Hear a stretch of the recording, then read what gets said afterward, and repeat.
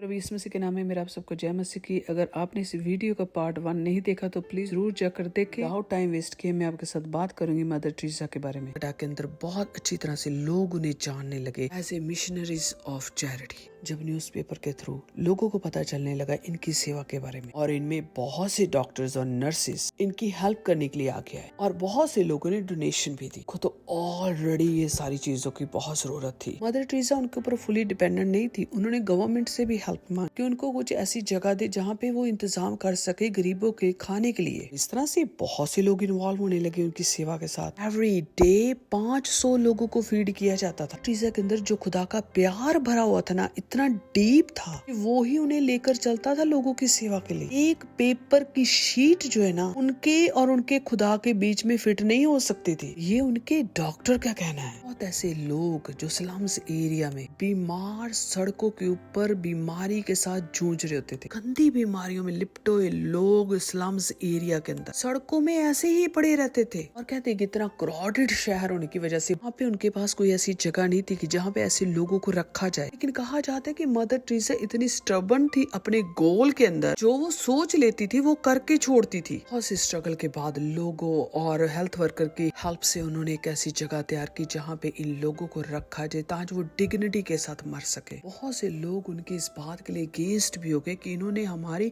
Holy place के अंदर ये जगह क्यों बनाई है। कहा जाता है कि मिशनरी ने उन्हें जवाब दिया, वो गटर में से लोगों को उठा रही है, मरे हुए लोगों को, जो वो हेवन में जा सके। इवन अथॉरिटी उनके कंपैशन से इम्प्रेस थी। वो उनके इस कंपैशन को सपोर्ट करते थे। सारी बातें उनके लेटर्स में मिलती है। वो देख नहीं सकती, उसका हार्ट पिघल जाता है ऐसे लोगों को देखकर जो इतनी डार्क होल के अंदर गिरफ्त है। आप सब ये बात बहुत अच्छी तरह से जानते हैं कि कोड़ियों को बहुत नफरत की जाती थी। उनको कम्युनिटी से बाहर किया जाता था, उनकी बस्तियां अलग होती थी, उनके पास कोई जाना नहीं पसंद करता था। बात करना या छूना तो बहुत दूर की बात है। मदर टेरेसा ने ऐसे लोगों को अपने गले लगा। लोग सड़कों के ऊपर मर रहे हैं, उनके पास खाना नहीं है, उनके तन में कपड़े नहीं है, उनके बच्चे नंगे इधर उधर घूम रहे हैं, गरीबी की इतनी बुरी हालत में हैं। किसी न किसी तरह से करके वो उनको खाना दिया करती थी। और आप ध्यान से ऑनेस्टी से इस मैटर को समझे। लोगों को यहाँ पर प्रॉब्लम होनी है कि ऐसे लोग जिनके पास कोई जाना पसंद नहीं करता, उनमें से कोई ऐसा बंदा तो निकला नहीं जो उनके पास जाए और सेवा करे, इतनी मेहनत करे। जब क्रिश्चियनिटी में से कोई निकला है, हेल्प कर रहा है, मेहनत कर रहा है, तो ये भी उनसे बर्दाश्त नहीं है कि वो नहीं चाहते कि क्रिश्चियनिटी अप्रिशिएट हो, का कोई अच्छा नमूना लोगों के सामने नजर आए, फर्क नजर आए क्रिश्चियनिटी में और दूसरों में क्या फर्क है। सच्ची में बताऊं ना, ये वाकया में दिल तोड़ने वाली बात है, पूछने वाली बात है। वो लोग जो निचले दर्जे के समझे जाते थे, इनको छूना भी गुनाह था, जिनको सोसाइटी ने रिजेक्ट कर दिया था, ये कहकर कि वो चूड़े हैं। अब अगर कोई हेल्प करने के लिए आ गया तो भी प्रॉब्लम है लोगों को। ऐसा क्यों? मतलब एक है कि आप नहीं चाहते कि जो नीचे पड़े लोग हैं, जो रिजेक्टेड है, जो गरीब है, वो ऊपर आए। एक बात मैं ऐड करना चाहती हूँ। वैसे तो बहुत लंबी चौड़ी बातें हैं, लेकिन मैंने सारी आपके साथ डिस्कस नहीं कर सकती। लेकिन जब मैं उनकी जिंदगी और सेवा के बारे में पढ़ रही थी, लिटरली मेरा हार्ट जो था ना वो पिघल रहा था। I felt the presence of God. इस तरह से खुदा उठाता है और सेवा करके एक इंसान दुनिया से भी चला गया और लोग देखते रह गए और बातें करते रह गए। इसे कहते हैं खुदा का काम। कई बार लोग दूसरों की शोहरत को बर्दाश्त नहीं कर पाते, तो वो कोई ना कोई ऐसा रास्ता ढूंढते हैं, कोई ना कोई उनके साथ आकर खड़ा हो जाए। तो उनको ये गोरा मिल गया कोट करने के लिए। कोट भी उस इंसान को किया जो कि सिर्फ क्रिश्चियनिटी का ही दुश्मन नहीं, बल्कि हर वो इंसान का दुश्मन है जो गॉड पे बिलीव करते, सब रिलीजन्स का दुश्मन है, क्योंकि उनके मुताबिक कोई रिलीजन होना ही नहीं चाहिए। आके किसी गोरे को उसके अंदर लगा दिया, ऐसे पिक्चर लगाई है जैसे आम लोगों को तो वो पता नहीं होता, तो लोग जल्दी से उसकी बात को सुनकर उसके पीछे लग जाते हैं। भाई साहब, और लोगों को भी नॉलेज है, आपके बिना और भी लोग बहुत कुछ जानते हैं। वो लग बात है क्रिश्चियन नहीं बोलते। अब उस वीडियो में वो भाई साहब हिच्चन के बारे में बात कर रहे हैं। हिच्चन ये कहता है, हिच्चन वो कहता है मदर टेरेसा के बारे में।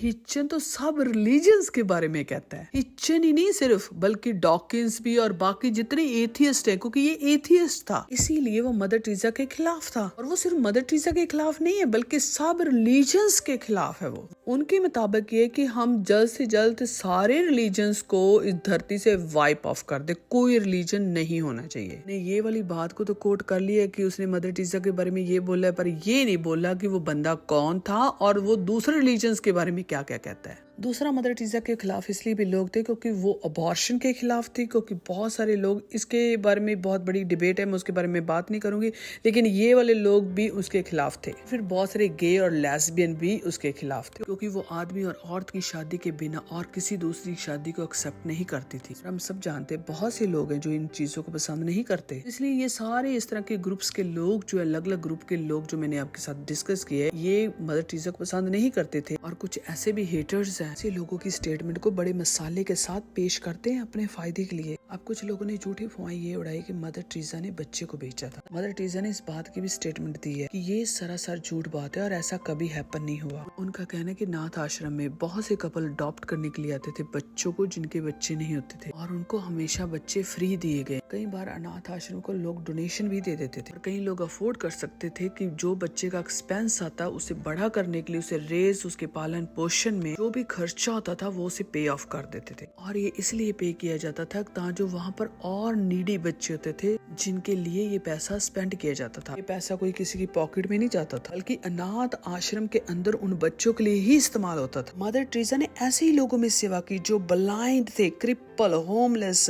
बीमार, दुखी, परेशान, अनलव्ड, कोढ़ी, जो सोसाइटी से बाहर किए गए थे, स्लम्स एरिया में रहने वाले बीमार लोग, हंग्री, पुअर, होमलेस, जो गटरों में मरे पड़े मिलते थे। मदर टेरेसा उनको उठाती और उनको होम में लेकर जाती, उनके साथ क्राइस्ट का मैसेज डेथ बेड पे इसीलिए शेयर करती थी, अगर वो यहाँ मर भी जाते हैं तो तौबा कर ले अपने गुनाहों से और वो स्वर्ग की बादशाही में जा सके। क्या एक बीमार के लिए प्रार्थना करनी गुनाह है? क्या उसे तसल्ली देना गुनाह है? किसी को पैसा देकर सेवा तो सभी करा लेते हैं, लेकिन खुद अपने हाथों से किसी के जख्म साफ करने, कोड़ियों की पट्टियां चेंज करना, या होमलेस बीमार लोगों को एक जगह देना जो डिग्निटी के साथ रह सके, ये तब तक कोई कर नहीं सकता जब तक इंसान का दिल फुल ऑफ कंपैशन ना हो। Compassion means Christ like compassion। मैं कोई कैथोलिक नहीं हूँ, I really highly respect mother Teresa. मैं इस बात के लिए ऑनर फील करती हूँ कि वो मेरी कंट्री के अंदर सेवा करने के लिए आई। अरे उन गरीबों, लाचारों और बीमारों से तो पूछो,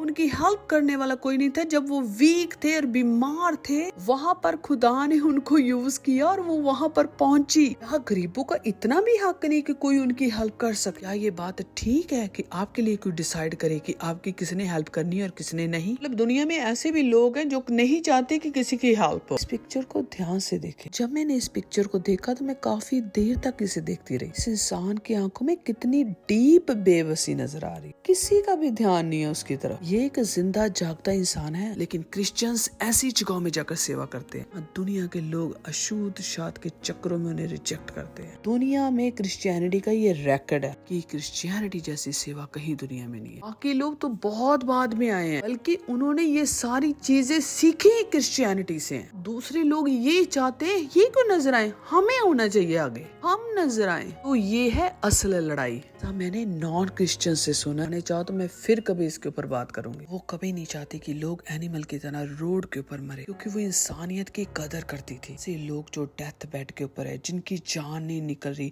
जिनके अंदर से इतनी बदबू आ रही है, जख्मों के अंदर से ब्लड निकल रहा है, मदर टेरेसा ने उनकी सेवा की और उनके साथ क्राइस्ट का मैसेज शेयर किया। कि इस बात को भी देखा जाए तो जो इंसान का फेथ होता है ना, वही इंसान शेयर करता है, क्योंकि उसको फेथ होता है कि अगर मैं दुआ करूंगी या मैं शेयर करूंगी इस मैसेज को तो शायद ये इंसान उठकर खड़ा हो जाए, शायद ये ठीक हो जाए। ये बात हम आम ही देखते हैं। जब इंसान के बीमार हो जाता है तो हम उन्हें तसल्ली देते हैं, खुदा तुझे ठीक करेगा, रब तुझे ठीक करेगा, जो भी कोई आप नाम लेते हैं तो आप उसका नाम लेकर तसल्ली देते हैं और उसके लिए दुआ करते हैं जो वो दुख और बीमारी से बाहर आ जाए। सेम वे जो मदर टेरेसा के पास था वो उसने लोगों को दिया। जब इंसान बेबस हो जाता है ना, गरीबी की हालत, बीमारियों के साए, दुखों में जिंदगी गल रही होती है, कोई सहारा नहीं, कोई होप नहीं, मौत के बादल सिर पर मंडरा रहे होते हैं, खुदा होता है उनके पास होप बनाकर भेजता है। हम लोग इसे समझ नहीं सकते, देख नहीं सकते। मैसेज इंसान की जिंदगी बदल देता है, बीमारी से बाहर ले आता है, उन्हें चेंज कर देता है, हालात चेंज हो जाते हैं। मुझे इसमें कुछ रॉन्ग नजर नहीं आता। क्यों लोग छोटी छोटी बातों को बड़ा करके नफरत फैला रहे हैं। इस बात के साथ इस टॉपिक को एंड करना चाहती हूँ कि मदर टेरेसा को बहुत सारे प्राइजेस मिले। मदर टेरेसा को ज्यूल ऑफ इंडिया का अवार्ड मिला। सोवियत पीस कमेटी ने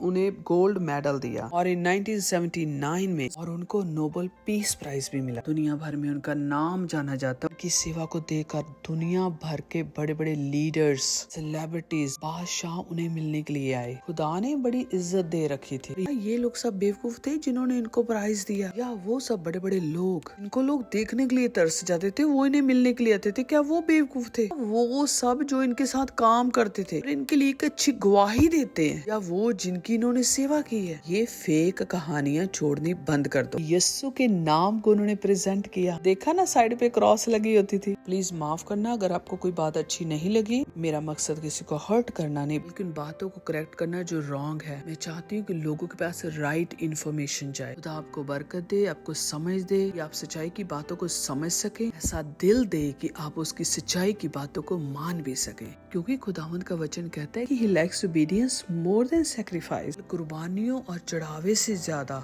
आज्ञाकारी दिल पसंद करता है। God bless all of you.